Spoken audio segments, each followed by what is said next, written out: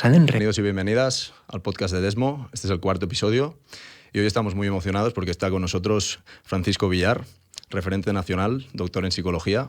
Te damos la bienvenida al podcast de Desmo.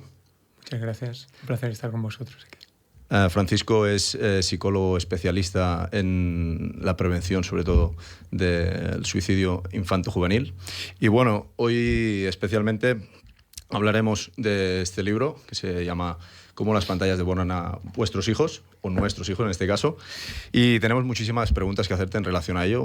Como ya sabes, es el tema que más nos preocupa, ¿no? El impacto de las redes sociales, los dispositivos digitales, sobre todo en los jóvenes. ¿De acuerdo? Así que, Vladi, si quieres empezamos con la batería de preguntas.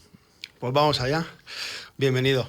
Muchas gracias. Es un placer que estés aquí con nosotros y seguro que vamos a sacar mucha información muy valiosa para nosotros y para todos ustedes. Exacto. La primera pregunta es sencilla. ¿Cómo las pantallas devoran a nuestros hijos? Bueno, la respuesta es también sencilla.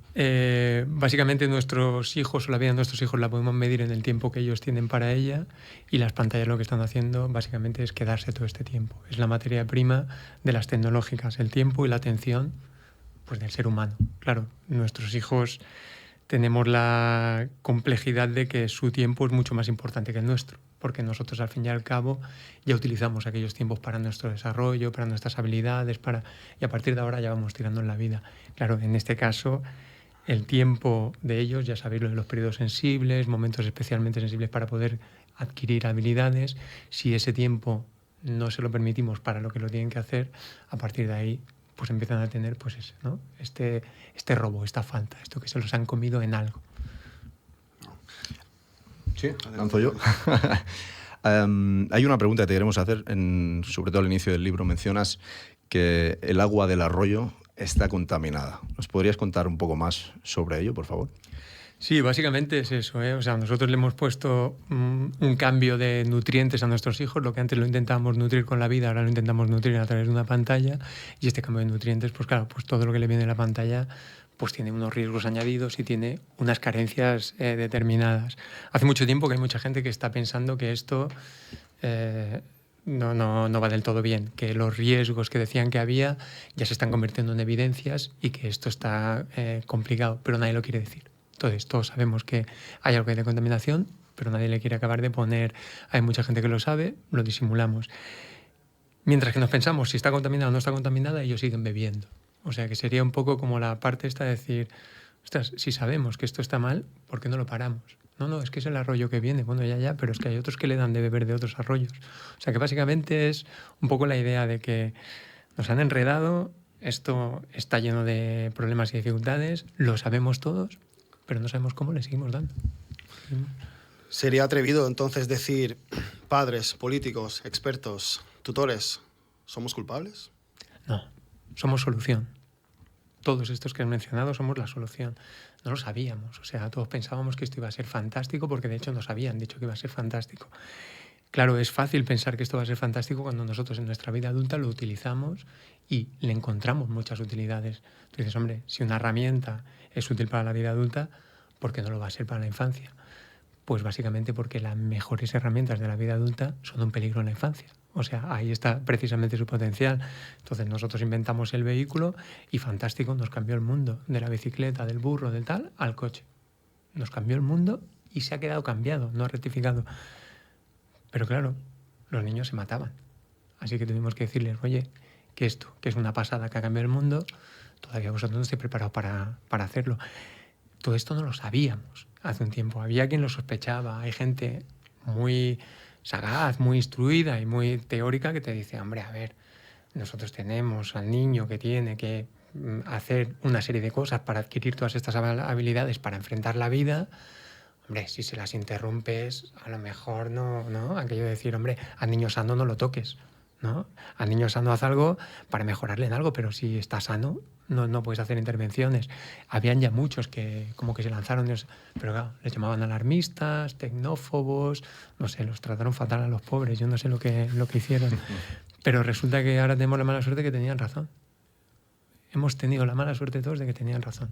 ¿Qué hacemos? Somos la solución, no somos el problema.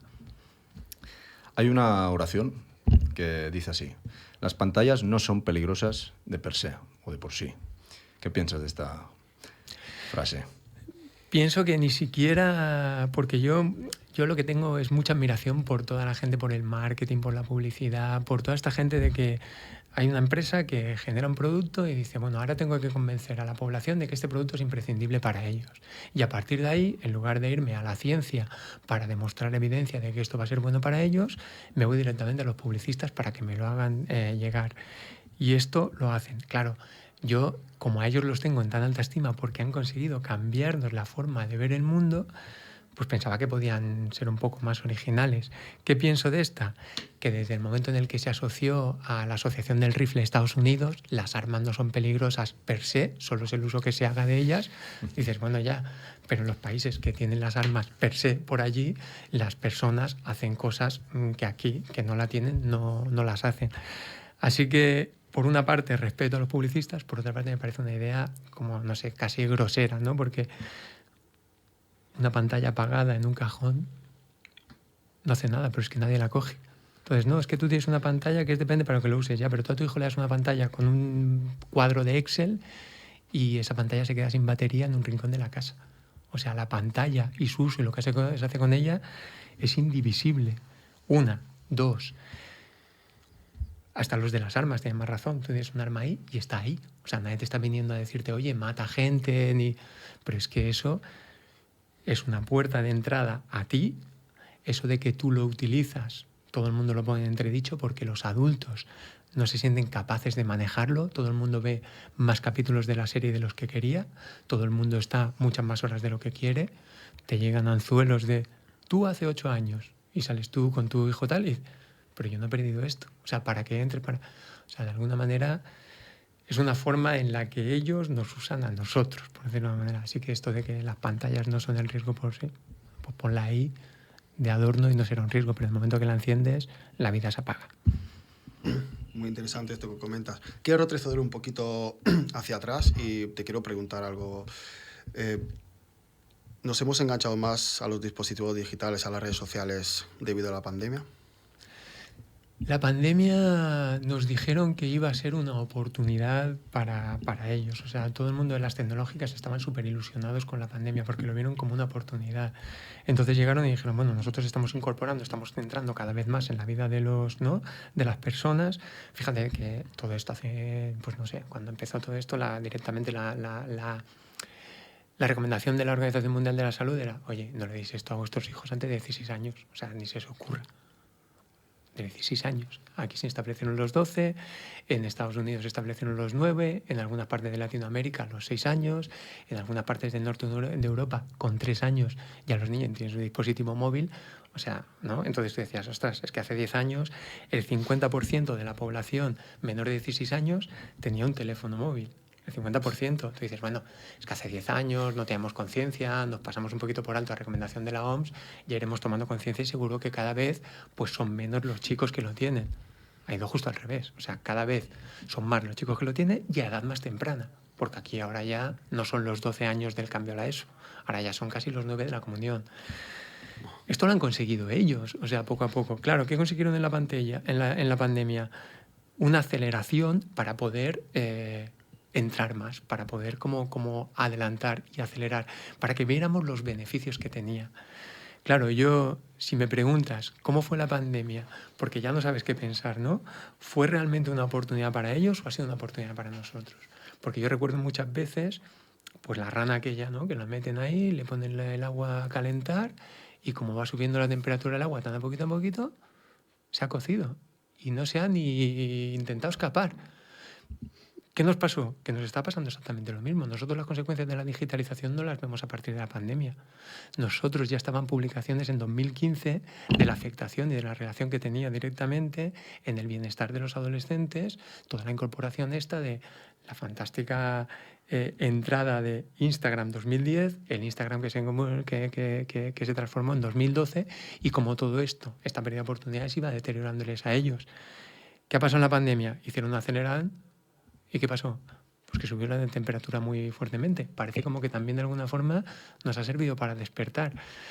no sé ni qué decirte. O sea, le veo el lado malo y el lado bueno a las dos cosas, pero no sé si ha sido lo que nos ha dado la oportunidad o si no hubiéramos tenido la pandemia, hubiéramos acabado cocidos, porque ya nos estábamos cociendo. Y entonces, disculpa, pero entonces decirle a una persona, se puede confundir una persona en la pandemia porque ellos se sentían mucho más cerca de sus familiares a pesar de no salir. ¿Existe esta confusión? ¿O él, ahora que estamos hablando de esto, él dice, no, o sea, a mí me ha servido porque yo estaba más cerca de mi familia, estaba más cerca de mis hijos, a lo mejor si los tengo lejos? Tienen toda la razón. O sea, tienen toda la razón. Tú imagínate, yo no puedo ver a mi abuelo de 8.000 kilómetros. Y yo, gracias a que hago una videollamada, puedo ver a mi abuelo de dentro de 8.000 kilómetros. Ostras, pues es mejor eso seguramente que escribirle una carta, ¿no? Que vete a saber cuánto tarda. Bueno, no lo tengo del todo claro, pero bueno, nos podríamos pensar, ¿no? Porque yo al menos lo veo. Sherry Turkle en 2015 nos publica su libro En defensa de la conversación. Y acaba con el último capítulo que nos dice una forma, dice, 2015, ¿eh? Yo no sé cómo han conseguido las tecnológicas, cómo han tenido tanta habilidad para convertir de algo mejor que nada en algo mejor que todo. Porque estoy de acuerdo que algo puede ser que, ya que no tengo esto, aquello. Pero es que ahora hay niños que no van a ver a sus abuelos porque los pueden ver por la pantalla. Nosotros sabemos que lo que tú tienes en una pantalla va por unas vías diferentes y activa líneas neuronales diferentes que el cara a cara. Y son como mucho menos exigentes. ¿Para qué han hecho estos estudios? Para intentar informar a las tecnológicas de que tienen que acabar de mejorar la experiencia que tiene que ver con todo lo que son videollamadas. ¿Por qué? Pues porque la cara es en 2D, esa falta de visión y de cercanía y proximidad no acaba teniendo tan buenos resultados como lo que tenía antes. ¿Cómo han conseguido que una cosa sea de mejor que nada a mejor que todo? Es una maravilla, pues eso, de la comunicación, de la publicidad. Hay niños que deciden no estar con sus amigos para poder estar conectados. Y entonces dicen que es que están conectados con 2.000 amigos más. Pero un momento, pero a ver, pero si es que ya Aristóteles nos decía lo que era la amistad, ¿no? Decían, el deseo de tener amigos, el deseo de que tú y yo seamos amigos, no es amistad, es solo deseo de amistad. Para que haya amistad nos tenemos que experienciar, nos tenemos que vivir, tenemos que convivir, y por eso no se pueden tener 2.000 amigos, porque la vida directamente no te da. Entonces, ¿cómo han conseguido ellos en eso? Ostras, fíjate en el mundo laboral. Se han puesto tal, ¿para qué nos vamos a poner una oficina y para qué hacemos las reuniones por videoconferencia y ya está?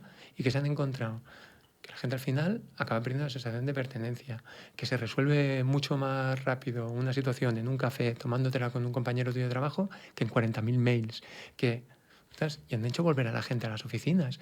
Es que al final nos pueden intentar engañar, pero no te pueden robar lo humano. Si nos roban lo humano, durante un tiempo no lo podemos creer, pero al final acaba yendo por su propio peso. No sé qué hubiera pasado si los chicos no hubieran visto a sus amigos estos 2 meses. A lo mejor hubieran estado más con su familia, más en, no sé, los que tuvimos hijos más pequeños y que no les poníamos pantallas. Para mucha gente, nadie quiere volver a una pandemia, ¿eh? Pero fue una oportunidad también para estar con los tuyos. No, es que están con tal para que esté conectado. Hombre, si va a ser un año, pero vamos, yo la propuesta, si no vuelven a cerrar 2 meses, quitémosle las pantallas, no pasa nada. O sea, ya nos retrobaremos. Tirando un poquito del hilo a través de la pandemia, ¿no? Salió un concepto nuevo, es el de la brecha digital. ¿Qué es esto de la brecha digital, no? Y bueno, si realmente existe como tal. La brecha digital es todas las situaciones en las que hay alguna diferencia que nos distancia de las oportunidades, ¿no? Entonces la brecha digital se puede entender de muchas maneras, ¿no? Hay alguna gente que también le pone como la perspectiva casi de género, ¿no? Decir, ostras, es que muchas chicas de sitios pobres tienen menos oportunidades de tener conexión digital que los chicos, ¿no? Entonces, ostras, pobrecitos, que esta era la preocupación, lo que nos decían, es que claro, la gente con poder adquisitivo tiene más capacidad de tener contacto o recursos digitales que los pobrecitos pobres. Claro, pero lo que nos encontramos en todos los estudios es que cuanto peor es el nivel socioeconómico de la familia, más horas están los chicos delante de una pantalla.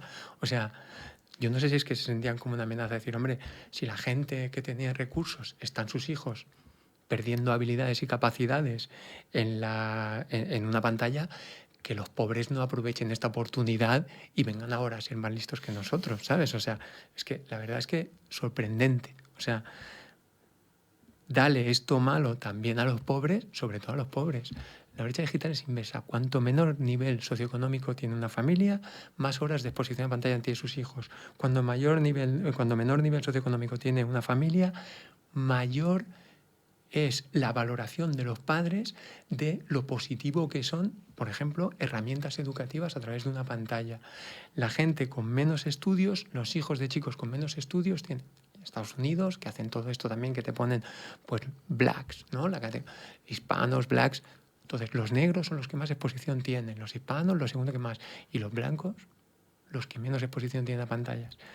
Nos han enredado continuamente. El máximo exponente de pérdida de oportunidades o de brecha digital está entre el resto del mundo y los directivos de Silicon Valley. Esa es la verdadera brecha digital. O sea, los pobrecitos de los hijos de los de Silicon Valley, pobrecitos no tienen oportunidades digitales porque van a colegios libres de pantallas y el resto del mundo sí. Es una locura, o sea, es una locura. Nos las dan colado por todos lados. Brutal. Un niño solito, un ejército aquí. Publicistas, ingenieros informáticos, psicólogos que trabajan para las grandes corporaciones tecnológicas. ¿Cómo lucha? ¿Quién defiende a este niño ante este ejército? Pues un montón de gente. El primero, su padre. El segundo, los amigos de los padres de sus amigos. El segundo, la escuela. El siguiente, la comunidad. El siguiente, pues la gente que hace las políticas y la gente que les pone límites. Pues ese niño no puede estar solo delante de todos estos, porque si no se lo van a comer, que es lo que han hecho, comérselo. Ahora nos estamos levantando y estamos protegiendo a esos niños, porque las tecnológicas ya tenían todos los recursos y todo el dinero del mundo y tal, no necesitaban a los niños. Ya ganan suficiente dinero y ya entran suficiente en cosas que además pueden ser útiles con los adultos. Claro, han tocado a los niños. Yo creo que aquí se han equivocado. ¿Por qué? Porque han corrido un riesgo innecesario. Corremos el riesgo de que al final acabamos viendo la tecnología como algo negativo, cuando no lo es. Y la culpa y los culpables son ellos, porque han querido penetrar en la vida de los niños. Oye, vamos a tener unos principios de respeto, porque si no es que los padres al final nos vamos a enfadar. Porque a mí tú me puedes hacer lo que tú quieras, pero a mis hijos no. Entonces, ¿quién protege a ese niño? Nosotros. El primero, el padre. Si el padre no puede, el padre del padre. Si no, la escuela. Y eso es lo que está pasando y lo que va a pasar.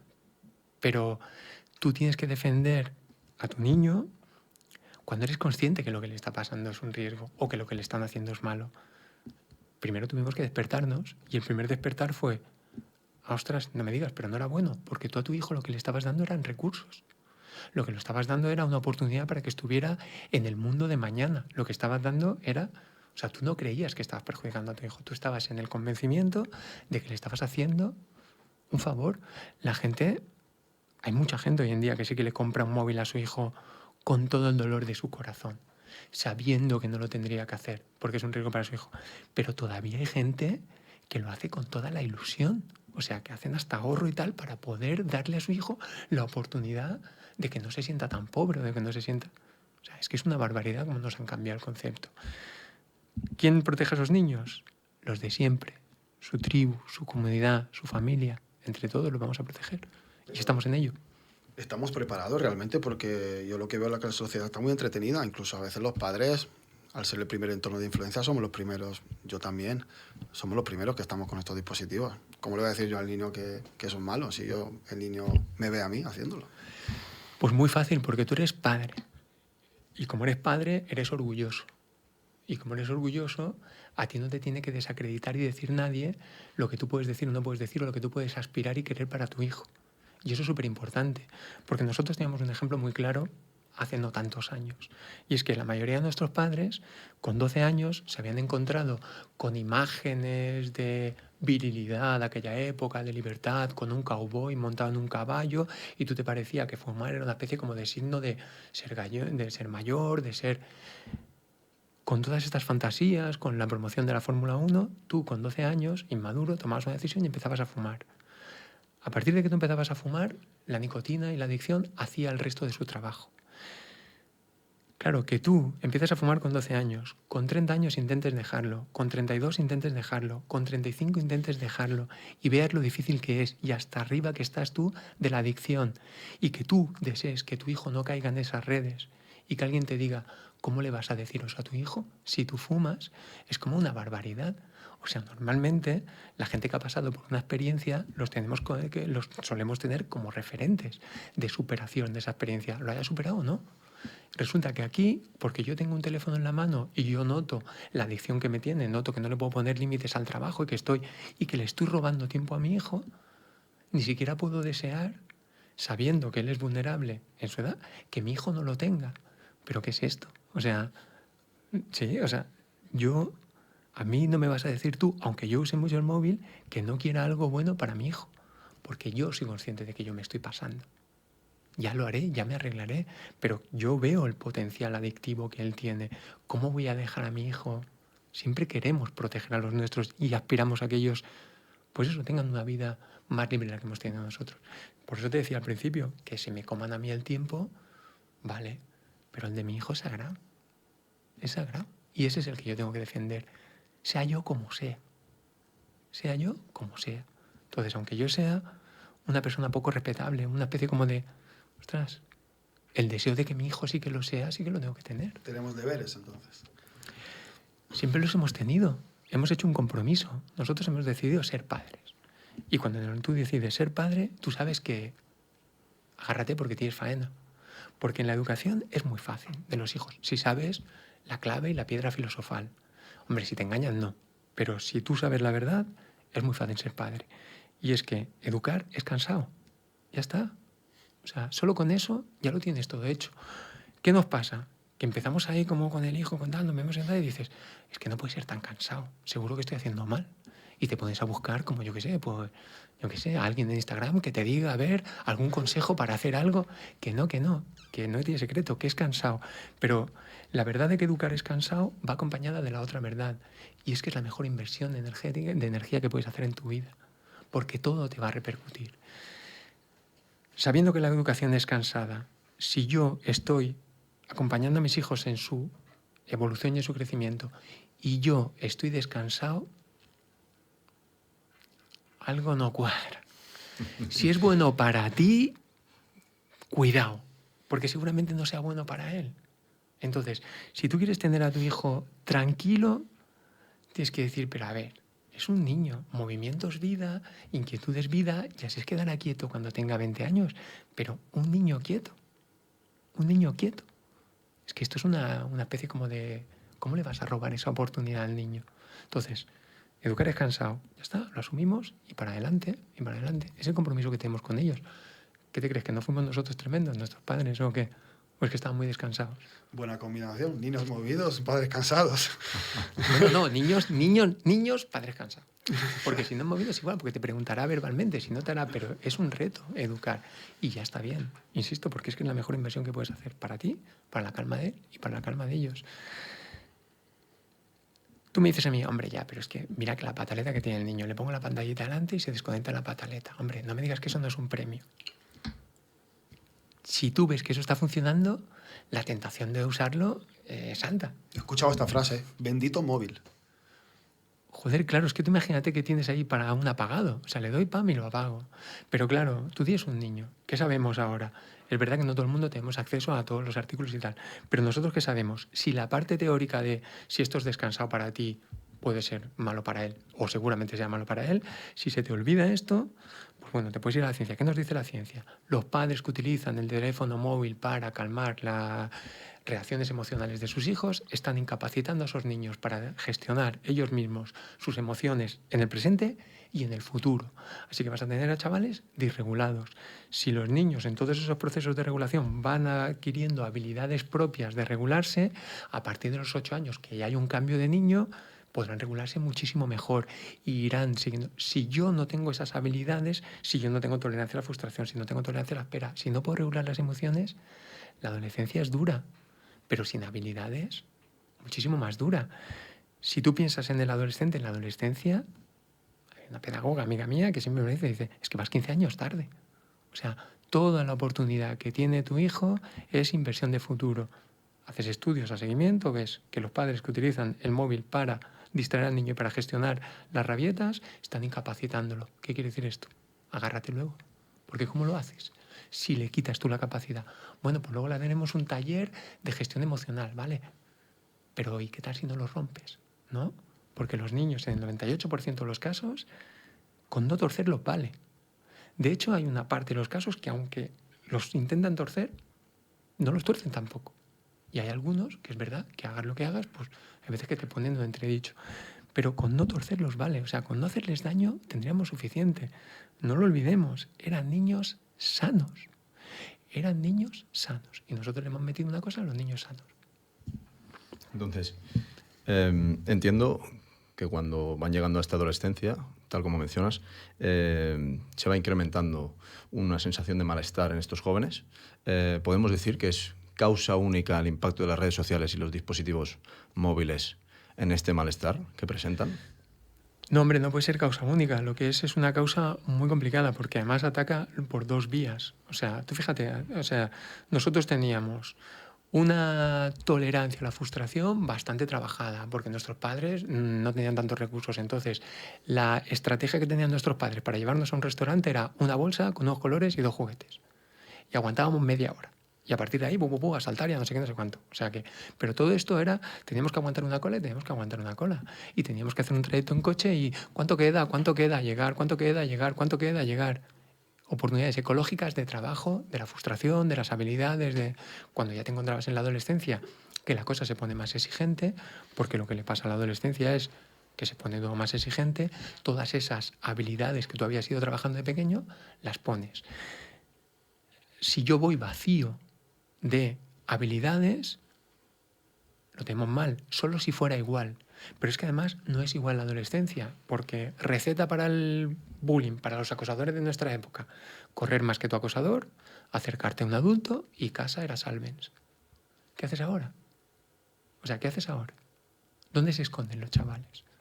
Se encuentran con una situación de acoso que además, no es por nada, pero hay que tener mala leche para hacer acoso a otro niño. Pero también hay que tener un cierto como arrojo o impulsividad o para hacer daño por redes con el anonimato y con tal. Parece como que todo se le pone, ¿no?, como más fácil al que tiene rabia, porque tú también podías llegar a casa súper enfadado con algún compañerito tuyo con el que habías tenido un conflicto. Como habías llegado a tu casa, era tu casa, tenías muchas ganas de hacer algo, pero no te habías atrevido en aquel momento y luego no se atrevía y luego se te pasaba y ya está.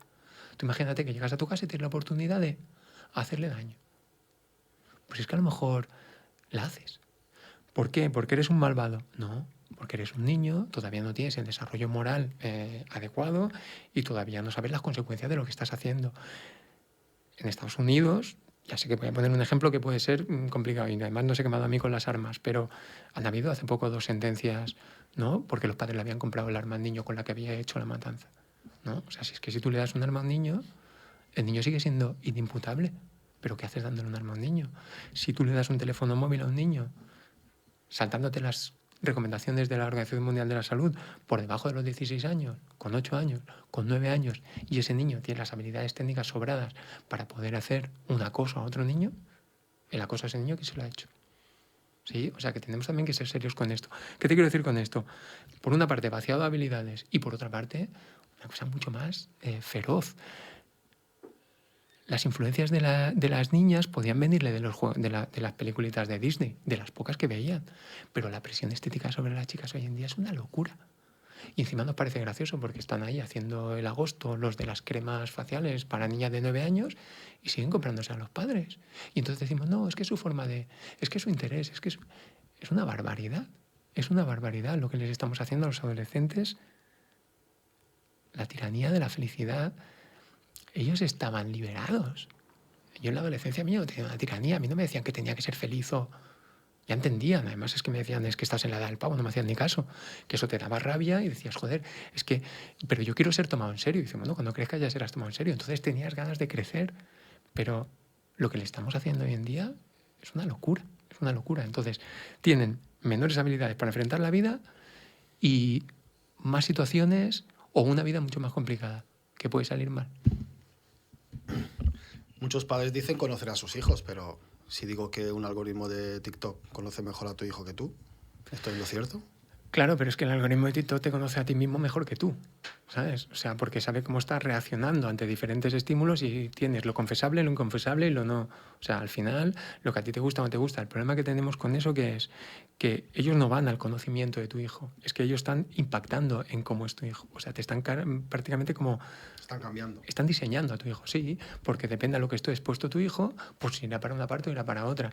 Un chaval no tiene por qué ser excesivamente cruel, pero si está expuesto a situaciones de crueldad de forma continuada, al final hay un proceso psicológico que es que la desensibilización, yo me voy habituando a todo esto y cada vez tengo menos capacidad empática porque me voy acostumbrando al sufrimiento del otro y me voy habituando y soy cada vez más capaz de tolerar el sufrimiento del otro. Lo que vemos con la influencia del porno, pero es que empiezan con un vídeo más o menos que podría ser normal, pero la escalada es brutal y al final lo que acaban teniendo son acostumbrándose a situaciones en las que 5 bestias le hacen barbaridades a una chica y lo ven tan tranquilo. Hay cosas que ven los chicos que me lo han contado profesores, que los profesores cuando los pillan viendo eso es que lloran el profesor. O sea, el profesor no puede ver el vídeo que está pillando al niño viendo. Es una barbaridad. Entonces, ¿este niño qué es? Este niño era un niño mal. Este niño se ha desensibilizado aparte de toda esa exposición de contenidos a la que ha estado puesto. Con aquello de, mira, esto te gustará y el que ve esto le gusta aquello y el que ve esto... O sea, es que nos los están modificando. Conocen, sobre todo, muy bien al ser humano. Las tecnológicas conocen perfectamente al ser humano porque... Si no, no tocarían estas cosas. Nosotros que sabemos que el reconocimiento social, ostras, es que el reconocimiento social es una cosa, por decirlo de una manera, que la naturaleza haya creado. ¿Para qué? Para que tú quieras ajustarte para vincularte con el otro. Ahora el reconocimiento se ha convertido en la cosa en sí misma. O sea, la gente deja de estar con el otro tal para conseguir un reconocimiento social. Pero si es que justo al revés. O sea, nos han convertido los medios en fines. El juego es una trampa, entendida bien. El juego es una trampa que se inventa la naturaleza para que el niño entrene. Entonces, es divertido tal, pero es que el niño necesita todo ese movimiento tal. Entonces le pone el juego y entonces los leoncitos pues se ponen ahí, se lo pasan teta luchando entre ellos, pero a la vez están reforzando su musculatura, consiguiendo coordinación, consiguiendo... Y es lo mismo que pasa. No, es que yo te doy directamente la gratificación sin que tú hagas el esfuerzo. Tenemos una cosa que es... Bueno, a mí me parece una locura, pero claro, todo esto que te digo yo que me parece una locura son beneficios o genialidades o aciertos de los desarrolladores y de los tecnológicas. Tú tienes a un chaval, entonces coges y le pones unos videojuegos, les pones una estimulación de TikTok, tal, todo esto que tiene, pues que en el scroll infinito, con todos los algoritmos, que te lo hace satisfactorio y que te da una especie como de estimulación dopaminérgica, que es una pasada.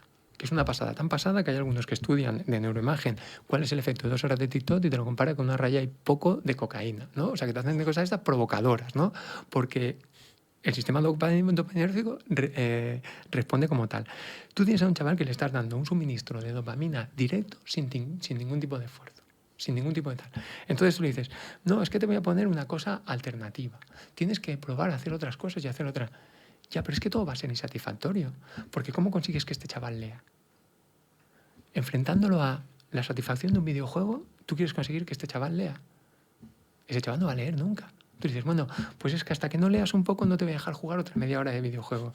Es que ese chaval va a estar mirando el libro, esperando, deseando que se pase ese rato rápido para disimular que está tal, para ir al videojuego. ¿Cómo leen los chavales? Cuando tienen que enfrentar el aburrimiento, que ya está inventado. Entonces, cuando yo enfrento el aburrimiento, cualquier esfuerzo que yo haga y que haga satisfacción, le encuentro la satisfacción, porque es mucho más satisfactoria.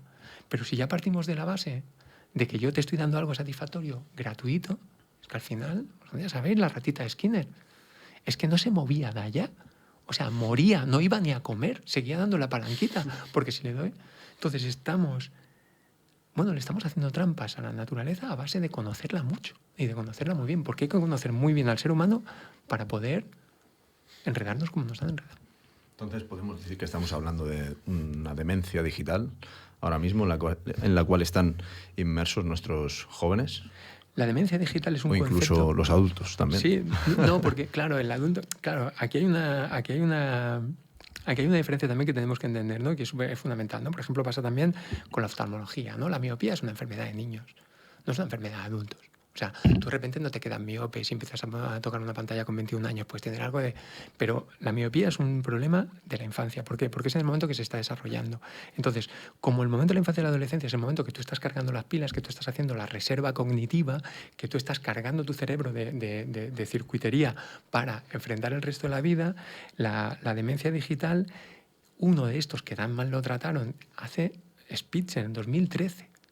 Manfred Spitzer, un neurocientífico alemán, que te habla de demencia digital en 2013, insisto, hace 11 años. Y es aquello de que toda la pérdida de oportunidades que yo consigo lo acabo arrastrando. ¿En qué sentido? En que hacen unas gráficas de la evolución de enfermedades como el Alzheimer, pero también de la demencia senil, y se va viendo como el seguimiento de toda esa pérdida de habilidades provocada por la exposición a las pantallas, al revés, la escuela te protege del Alzheimer porque te hace trabajar circuitería, porque la cabeza se llena de trabajo. Si tú no la haces trabajar, eso no se llena. Si tú trabajas y llenas tu cabeza de circuitería, todo esto es un elemento protector. No hacen solo educación, hacen educación y salud, porque te protegen en la vida adulta de la demencia senil, incluso del Alzheimer. Súper interesante el concepto, pero tampoco es mucho, ¿eh? El cerebro es sencillo. Use it or lose it. Practica la habilidad, hazla o no la tendrás. Plataformas como OnlyFans, Pornhub, ¿en qué medida afectan la sexualidad de nuestros niños y adolescentes? Pues imaginaos, o sea, estos son igual que los otros, o sea, lo único que necesitan es que llegar más y que a Pornhub y a OnlyFans y todo esto, a ellos les da igual quién haya detrás de la pantalla. Si hay un adulto, si hay un niño, si hay un pollo, les da igual. Lo que necesitan es tránsito de datos, porque esto es al final lo que ellos dicen que tienen de capacidad de atención del ser humano para los verdaderos clientes, que son los que pagan, porque no nos olvidemos, nosotros no somos los clientes de las tecnológicas. Los clientes de las tecnológicas son los que les pagan a las tecnológicas el dinero por nuestro tiempo, por nuestra atención. Entonces, ¿qué hace el OnlyFans? Necesita más horas de ser humano y necesita más horas de ser humano y le da igual. Claro, al final, ¿qué hacen? Esto Lluís Ballester, el sociólogo de Illes Balears, es el que mejor y que más ha estudiado el tema. ¿Qué nos hacen ellos? Ellos son los que llegan a nuestros chicos con 8 años.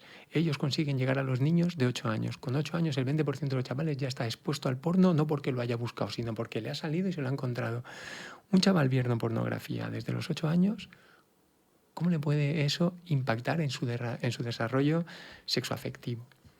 No es que luego yo le hago un taller para que tenga una especie como de sensibilidad y un buen uso de la sexualidad. Si tú tienes un chaval desde los 8 años hasta los 12 años viendo pornografía, ya le puedes explicar misa. Porque hay cosas que no se pueden explicar, hay cosas que uno las tiene que experienciar y hay unas cosas que uno las tiene que vivir.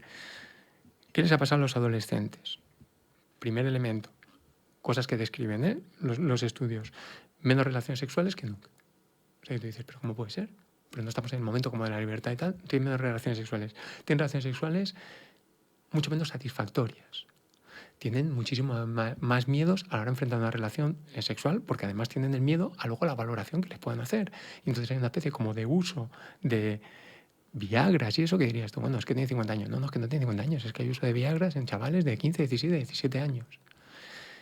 Hay problemas de erección relacionados con las dificultades que tienen los chicos de poder tener estimulación, porque a lo que están acostumbrados a excitarse, la vida real no se los da, porque es ya una... O sea, la Fiscalía nos está mostrando informes continuamente, año detrás de año, de el incremento que hay de abusos sexuales de menores contra menores. O sea, es una barbaridad. Y todo esto, Lluís Ballester directamente te lo relaciona con la exposición temprana al porno. Es que al final lo que estoy haciendo es lo que veo y lo que me imito. Entonces, todas estas cosas entran por una sola vía. Por una pantalla en una habitación. No sé si vamos a seguir así, si vamos a poner remedios, si le vamos a echar una mano a los chavales, porque luego no diremos al chaval que es, fíjate las cosas que hace. ¿No? El chaval es el culpable. No, es que fíjate las cosas que hace. Vamos a meterlos en la cárcel antes. Porque claro, ha hecho una cosa tan bárbara que vamos a meterlos en la cárcel. Si eres tú el que no le estás permitiendo desarrollarse con la sensibilidad, con la empatía, con... ¿Quién nos está diciendo lo que está bien y lo que está mal hoy en día. Porque todas estas barbaridades no las aprenden en la escuela, no las aprenden en la familia, ni en su comunidad. No las aprenden ahí. No, es que ahora son sus nuevos referentes, son sus nuevos... Perdón, tú puedes hablar con mi hijo porque yo a mi hijo le he puesto una pantalla delante. Es la única manera que tú puedes llegar a mi hijo. Si yo no le pongo una pantalla delante a mi hijo, tú no llegas a mi hijo. Y mi hijo está protegido de esto. Tú no le abres una puerta a tu hijo al mundo. Tú le abres una puerta al mundo privilegiada de acceso a tu hijo. Y esa es por la que transitan pues todo tipo de influencias, de influencers y otro tipo de gente. Y otro tipo de gente.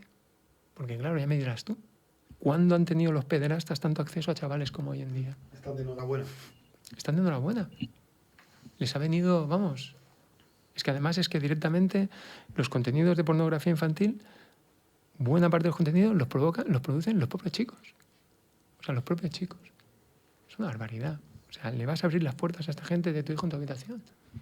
Encima, encima los premiamos, ¿no? Yo no sé si los premiamos, prefiero pensar que no los premiamos, pero es una barbaridad.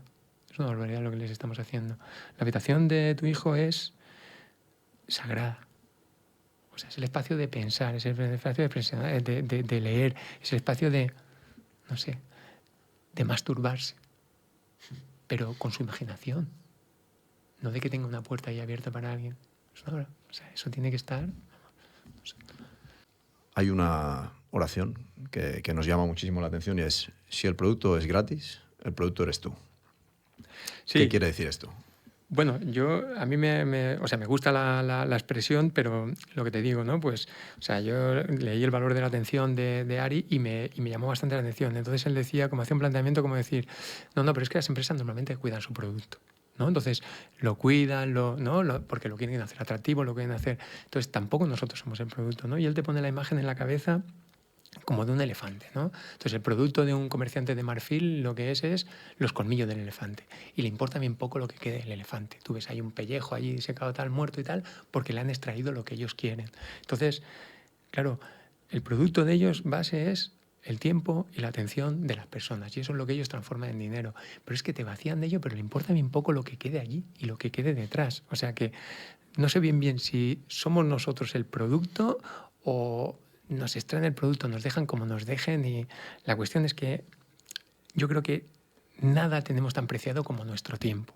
Nosotros lo estamos regalando en nuestro y nos lo extraen con nuestro consentimiento y con nuestro gozo a veces. Pero, ostras, que se lo quiten a tu hijo, luego no te llega a final de mes un giro y te dice, ostras, por todas las horas que tu hijo ha estado en la pantalla, esta es la parte que te corresponde a ti. Supongo que si hicieran eso tú serías consciente de lo que estás haciendo realmente y entonces dejarías de hacerlo. O sea que además es que si es gratis es casi mejor para ellos. No olvidemos que en el Ayuntamiento de Barcelona nos estaban hablando de 8 horas de exposición delante de una pantalla fuera de la escuela, en chavales, en nuestra ciudad. Es una barbaridad. O sea, es que ni te caben esas horas en el día. 8 horas de media y no había diferencias entre géneros. Solo había diferencias de uso. ¿Cómo puede ser? ¿Cómo puede ser? ¿Prohibirías el móvil? Yo ya lo he hecho. O sea, yo he prohibido el móvil a los menores que tengo capacidad de prohibirle el móvil, que son mis hijos. Eso ya lo tienen prohibido. Claro, yo me siento soy psicólogo clínico y me siento y yo creo que, y ciudadano, básicamente. O sea que me pasa una cosa muy diferente de la que le pasa, ¿no?, a los de Silicon Valley. Los de Silicon Valley a sus hijos también se lo han prohibido, también se lo han quedado, pero quieren que los otros lo tengan. Bueno, y van a otros colegios. Por eso, que quieren que los otros lo tengan, ¿no? Pero ellos no, los suyos no lo tienen. Bueno, los míos no lo tienen también, pero yo creo que las oportunidades que deberían de tener los míos también las quiero para todos los demás. Entonces, si defiendo el tiempo de mis hijos, hombre, tengo que tener la decencia de también defender los hijos de mi vecino o el tiempo de los hijos de nuestra comunidad. Así que yo sí que apostaría, pero lo estamos haciendo. O sea, yo esto de que de repente la escuela se convierta en un espacio de equidad, a mí me ha parecido brutal. O sea, de repente ahora era una heroicidad de algunos directores que preservaran unos espacios de interacción cara a cara de los chicos. Una barbaridad. Ahora ya es norma. O sea, yo hace un año escuchaba aquello de esto no es una cosa que entra a debate, el móvil en las escuelas, además los profesores tienen que enseñarle, y ahora de repente prohibido en las escuelas. ¿Qué nos hemos ido encontrando con aquellas oportunidades que nos dieron los valientes de los directores que tomaron el paso adelante? Que mejora la convivencia, incluso que ha incrementado el rendimiento académico, que pues entonces el primero que te da la oportunidad de ver qué pasa, porque lo que nos pasaba o lo que pensamos que nos iba a pasar, porque nos habían dicho las tecnológicas, es que, hombre, pobrecitos, imagínate, ahora se van a sentir solos, se van a quedar tristes, no les pasó nada. La escuela que prohibió el teléfono móvil, el primer patio, se pusieron los chavales a jugar. ¿Por qué es lo que hace un chaval cuando no tiene interferencia? Cuando apagas la pantalla, la vida brota. Es que, ¿qué va a hacer un chaval? ¿Se va a quedar ahí en un rincón? Pues muchísimas gracias por esta entrevista. El tiempo se acaba. Hemos llegado al y he sacado algunas conclusiones. No somos culpables. No somos culpables. Estamos en el lado bueno. Somos el ejército que tiene que combatir a las grandes corporaciones para que nuestros hijos tengan un futuro mucho mejor y mucho más brillante, ¿cierto? Y para la audiencia, tenemos deberes. Y aquí os voy a dejar este libro, que es una maravilla, yo lo recomiendo a todos. Y solamente tira factos, es lo único que se me ocurre decir. Así que muchísimas gracias por venir y nada. Muchas gracias por abrirme esta oportunidad de poder trasladar, que los otros mensajes ya los hemos escuchado por todos sitios, o sea que una parte valiente por vuestra parte y agradecido.